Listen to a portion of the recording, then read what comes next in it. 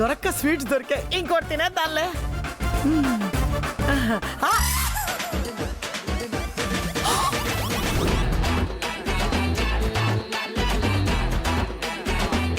చిన్నోడా ప్లీజ్ రా, ఇది ఒక్క స్వీటేరా ప్లీజ్ రా. లోపల షుగర్ ఫ్యాక్టరీ పెట్టుకుని స్వీట్స్ ఎలా తింటున్నావు బేబీ? అది ఇందాక షుగర్ డౌన్ అయిందిరా చిన్నోడా, అందుకే స్వీట్ తింటున్నాను. ఆహా, నీకు ఎప్పుడెప్పుడు స్వీట్స్ తినాలనిపించినప్పుడల్లా షుగర్ డౌన్ అవుతుంటుందా? ఏమోరా, ఇదొక్కటేరా. నో నో, ఆల్రెడీ తిన్నావు కదా. నేను తినలేదురా, అస్సలు తినలేదు.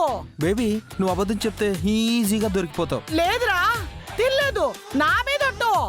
మూతి మీద సగం స్వీట్ అలాగే ఉంది చూడు. చిన్నోడా చిన్నోడా ప్లీజ్ రా, పోనీ నువ్వు కొంచెం నేను కొంచెం తిందామా? ఓకే, ఏం చేద్దాం, తినేద్దాం. నేను పెడతా. ఎందుకు? నువ్వు ఎక్కువ తినేసి నాకు తక్కువ పెట్టడానికా? కావాలా వద్దా? కావాలి. మరి నా రూల్స్ ప్రకారంగానే ఉండాలి. పెట్టు. ఈక్వల్ గా 50-50.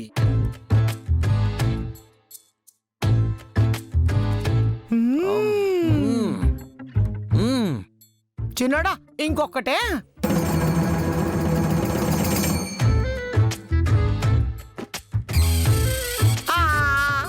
బేబీ, స్వీట్స్ తినకూడదని ఎన్నిసార్లు చెప్పాలి? ఆ మాత్రం తెలీదా? అనే చూడనయ్య, ఈ ఓల్డ్ లేడీ ఎంత చెప్పినా వినట్లేదు. స్వీట్స్ మీద స్వీట్స్ లాగేస్తూనే ఉంది. లేదానంద్, షుగర్ డౌన్ అయిపోయింది అందుకే. అబద్ధం చెప్తుంది. షుగర్ డౌన్ అయిందా? పద హాస్పిటల్లో జాయిన్ చేస్తా. వద్దు, హాస్పిటల్ గా ఎందుకు? స్వీట్ తిన్నా కదా ఆనంద్, లెవెల్ అయిపోయిందిలే. నేనంతా చూశాను.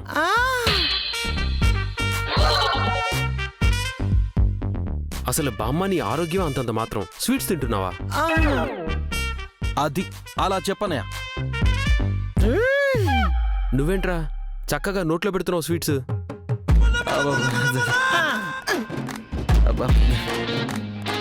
చూసేసావా? ఏంటి మీ ఇద్దరికేనా? నాకు కూడా కొంచెం ఇవ్వండి. అన్నయ్య, నువ్వు తింటానంటే నేనే తినిపిస్తా. తిను.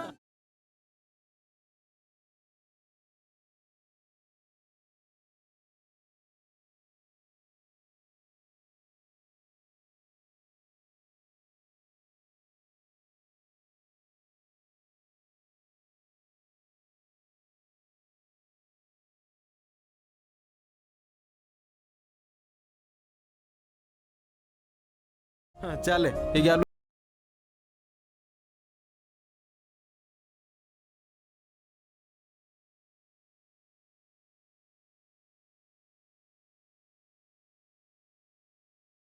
ఎవరో 120 సంవత్సరాలు బతికాడంట. ఆయన కన్నా ఒక్క రోజైనా ఎక్కువ బతుకుతావు, నేను గ్యారంటీ.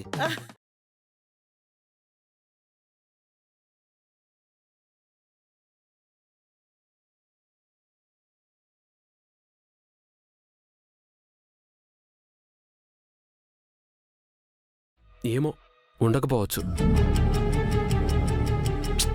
ఏమవుతుందన్నయ్య, ఎన్నాళ్ళైనా ఎన్ని సంవత్సరాలైనా నువ్వు నేను కలిసి ఇలాగే ఉంటాం. లేదురా, పెళ్ళైపోయిన తర్వాత అంతా మారిపోతుంది.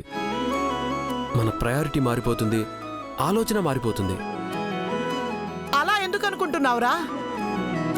బయట చాలా మందిని చూస్తున్నాం కదా బామ్మ. అప్పటి వరకు కలిసి ఉన్న ఫ్యామిలీ పెళ్ళైన తర్వాత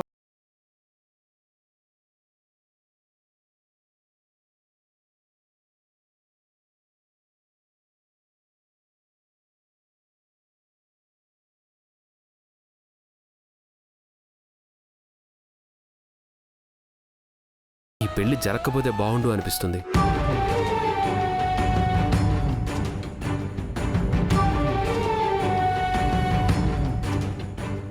శుభమాని నిశ్చితార్థమైతే ఆ మాటలేంట్రా? అలా కాదు బామ్మ, ఫ్యామిలీని విడదీసే పెళ్లి నాకొద్దు అంటున్నానంతే. స్మైలీ మంచి పిల్లలానే ఉంది కదరా. ఆ అమ్మాయిని చూస్తూ ఉంటే సర్దుకుపోయే పిల్లలానే ఉంది. తను నీ మాటకి గౌరవం ఇస్తుంది అనుకుంటున్నానురా. అలా అయితే మన ఫ్యామిలీని గౌరవిస్తుంది కదా. నీ మాట నిజమైతే చాలు బామ్మ. స్మైలీ మన ఫ్యామిలీని హ్యాపీగా ఉండేలా చూసుకుంటే చాలు. అంతకంటే నాకేం వద్దు తన దగ్గర నుంచి. నా మాట నిజమవుతుందిరా చూడు. ఏరా చిన్నోడా,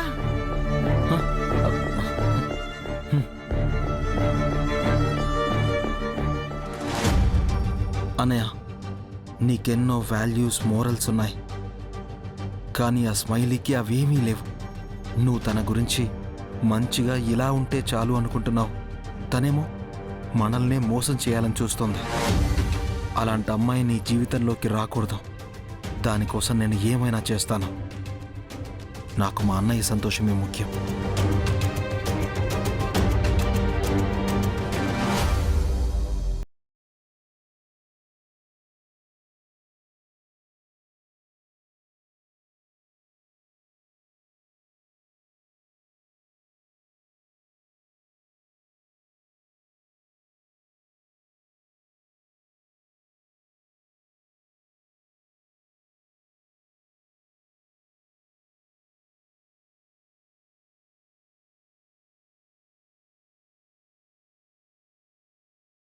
బాబుకి స్వీటు హాటు నచ్చదండి బాబు. బాబా మాట్లాడేది విరాజ్ కాదా? కాదండి బాబు, విరాజ్ బాబు ఇంట్లో పనుంది. నా పేరు రాజండే. వాట్? విరాజ్ గొంతు మార్చి నాతో గేమ్స్ ఆడుతున్నావా? హాయ్ బాబోయ్, నిజమండి. నా పేరు రాజండి, ఆయన పేరు విరాజ్ అండి. నేను విరాజ్ బాబు దగ్గర పని చేస్తుంటానండి. పనోడివి విరాజ్ ఫోన్ ఎలా లిఫ్ట్ చేసావు? అంటే బాబు గారు ఫోన్ మర్చిపోయి బయటికి వెళ్ళిపోయారండి. నేను ఈ రూమ్ క్లీన్ చేస్తా ఉంటే ఒకటే కుక్కలా మోగుతా ఉందండి, అందుకే లిఫ్ట్ చేశానండి. నీ వాయిస్ కూడా విరాజ్ వాయిస్ లానే ఉంది.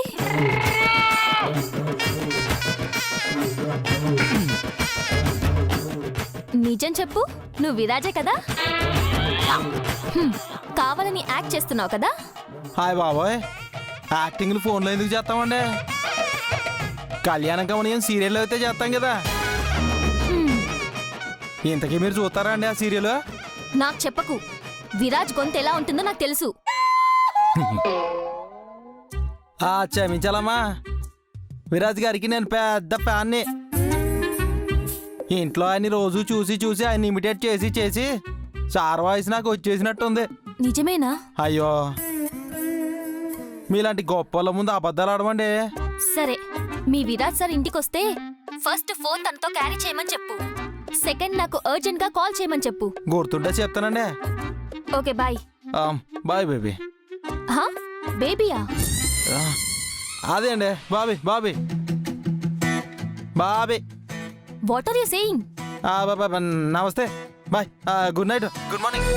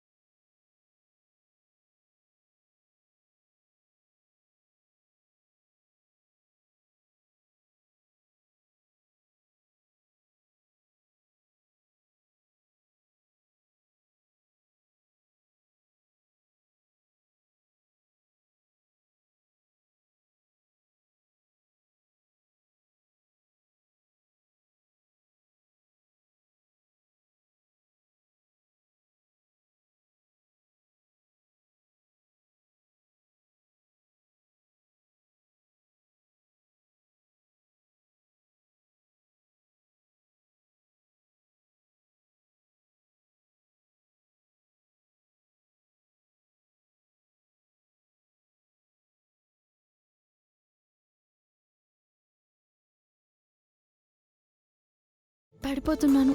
పడిపోయాను. వదిలేవు కదా. కట్టేసుకున్నావు కదా. ఏంటి? అమ్, కాదు, నన్ను ఢీ కొట్టడమే హాబీగా పెట్టుకున్నావా?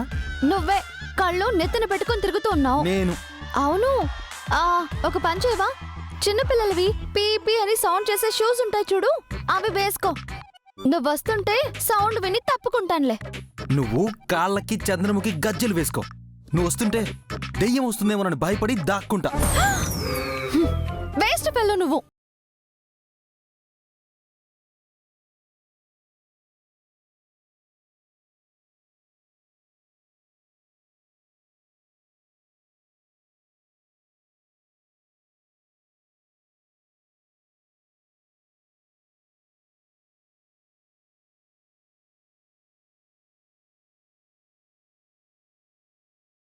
ఆవ్. అంటే బాగుంది. నువ్వు వచ్చినందుకు ఆనందంతో కాదు. అంటే నేను మళ్ళీ ఇక్కడికి రావడం నీకు ఇష్టం లేదా? అస్సలు ఇష్టం లేదు. ఎందుకంటే నువ్వు లేని 4 days చాలా ప్రశాంతంగా హ్యాపీగా ఉన్నాను. నువ్వు వచ్చో మళ్ళీ గొడవలు స్టార్ట్. అబ్బో.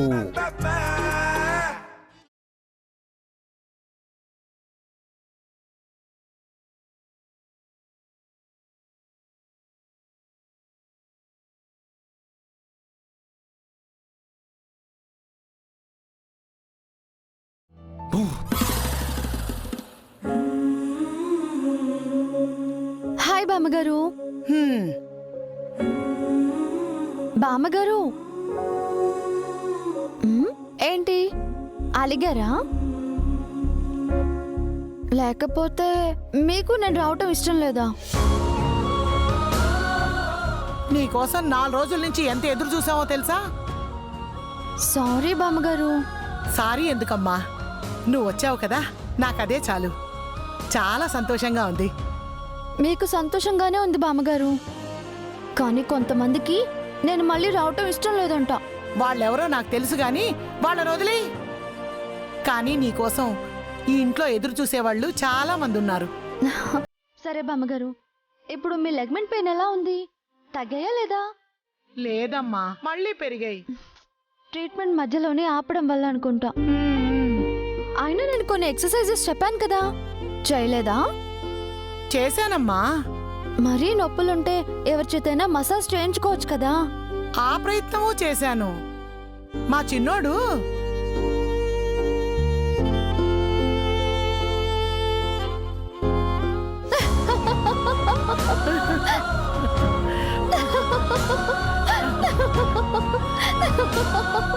బామ్మగారు, మరి అంత నొప్పి ఉంటే ఆనంద్ గారికి ఆ రోజే చెప్పుండొచ్చు కదా. అమ్మో, ఇంకేమన్నా ఉందా? వెంటనే హాస్పిటల్కి తీసుకెళ్ళిపోతాడు. హాస్పిటల్ అంటేనే నాకు ప్రాణాలు పోతాయి. సరే బామ్మగారు, ఇప్పుడు నేను వచ్చాను కదా, ఇక మీకు నొప్పులుండవు. అదేంటోనమ్మా, నిన్ను చూస్తేనే సగం నొప్పులు తగ్గిపోతాయి. అలా అని ట్రీట్మెంట్ సగం చేయమంటారా ఏంటి? అదేం కుదరదు, ఫుల్ ట్రీట్మెంట్ చేయించుకోవాల్సిందే. సరిగ్గా కూర్చోండి.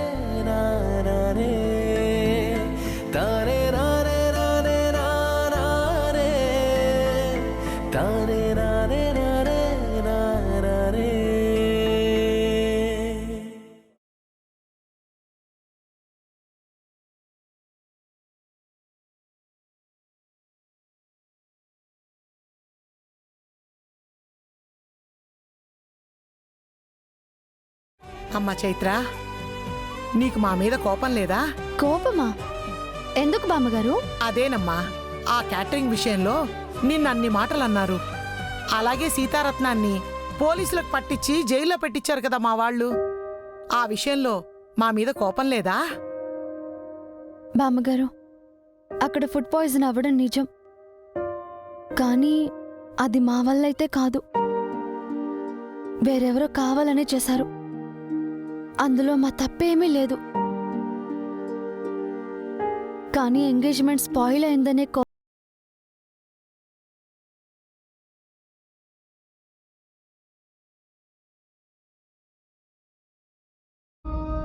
అయినా హంస మేడం ప్లేస్లో బయట వాళ్ళు ఎవరున్నా అంతకంటే ఎక్కువే అనేవారు. ఎందుకంటే ఫుడ్ ప్రిపేర్ చేసింది మేము.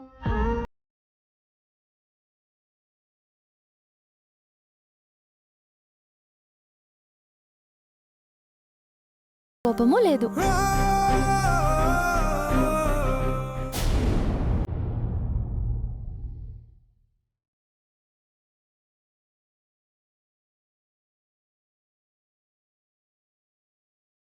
ఇది మే నెల. ఈ నెలలోనే నా రెండో కూతురు చిన్ను పుట్టినరోజు.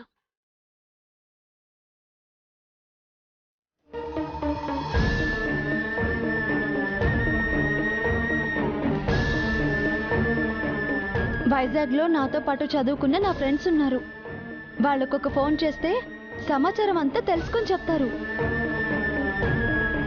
ఏదైనా సరే నేను కనుక్కుంటాను కదమ్మా, నన్ను నమ్మండి. అవునా, చైత్ర వాళ్ళ ఫ్రెండ్స్ వైజాగ్లో ఉన్నారని చెప్పింది. వాళ్ళ ఫ్రెండ్స్ సహాయం తీసుకుని నా భర్త పిల్లల వివరాలు తెలుసుకుంటానని చెప్పింది. ఇంతవరకు ఎలాంటి వివరం చెప్పలేదు. నేను వెళ్తాను అంటే నన్ను ఆపేసింది. తనేమో ఇంకా చెప్పలేదు. అవన్నీ ఎందుకో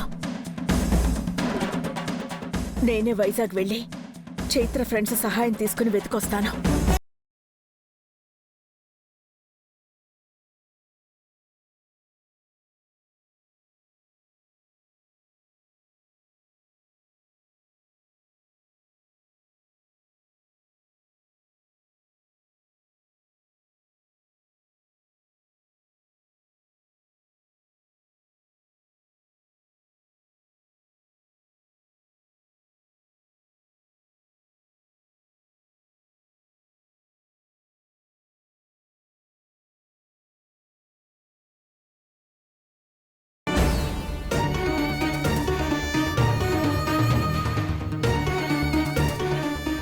పిలుస్తుంటే పలకమేంటమ్మా? నన్నా పేరుతో పిలిస్తే పలకనని ఇంతకు ముందే మీతో చెప్పాను కదా. సరే, వైజాగ్లో మీ అక్కకి ఫ్రెండ్స్ ఉన్నారు కదా, వాళ్ళ నెంబర్స్ ఏమైనా ఉన్నాయమ్మా నీ దగ్గర? మా అక్క ఫ్రెండ్స్ నెంబర్స్ మీకెందుకండి? ఏం లేదమ్మా, నా కూతుళ్ళ గురించి తెలుసుకోవాలని. మీ కూతుర్ల గురించా? అంటే మీకు కూతుర్లున్నారా? ఉన్నారమ్మా. మీ కూతుర్ల గురించి మీకు తెలీదా? సీతారత్నం, ఓసారి ఇట్రా. రా, ఓసారి ఇట్రా చెప్తాను.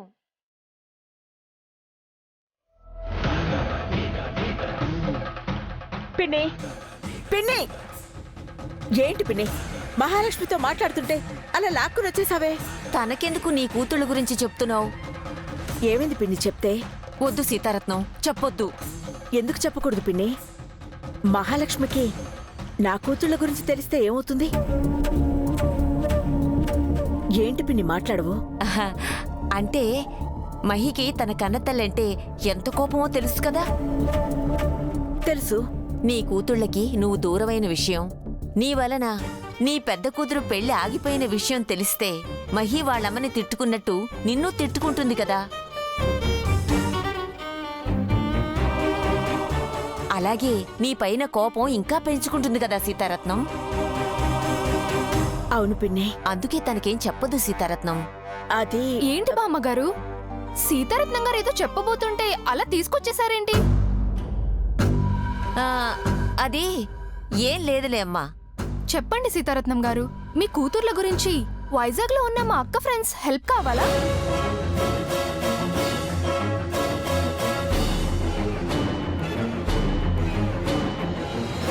మా అక్క ఫ్రెండ్స్ నెంబర్స్ నా దగ్గర లేవు, కానీ వైజాగ్ లో మాకు తెలిసిన వాళ్ళు చాలా మంది ఉన్నారు.